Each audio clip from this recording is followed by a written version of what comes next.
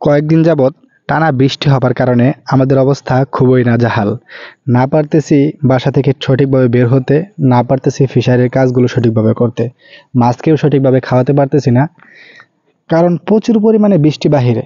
তবে একটা জিনিস খুবই ভালো, বৃষ্টি হলে যদি আপনার পুকুরে শিং মাছ থাকে অথবা অন্য কোনো মাছ থাকে, তবে মাছের ক্ষেত্রে কিন্তু অনেক ভালো বৃষ্টি হলে, কারণ বৃষ্টির সময় মাছের গ্রোথটা অনেক বেশি ভালো হয়।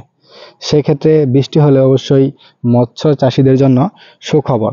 তবে একটা সতর্কবার্তা আছে, যখন প্রচুর পরিমাণে বৃষ্টি হতে থাকবে তখন যদি আপনার পুকুরটা বিলের কোনো পাড়ে হয় অথবা আপনার পুকুরের পাশে যদি অন্য কোনো পুকুর থাকে, সেক্ষেত্রে আপনার পুকুরের পাড়গুলো ভালোভাবে চেক দিয়ে রাখতে হবে। যদি আপনার পুকুরের পাড়ে বিন্দু পরিমাণে একটা ছিদ্র থাকে, সেই ছিদ্র দিয়ে আপনার পুকুরের সমস্ত মাছ বাহিরে চলে যেতে পারে। সেক্ষেত্রে অবশ্যই বৃষ্টি হলে আপনার পুকুরের পাড়টা অবশ্যই চেক দিয়ে রাখবেন।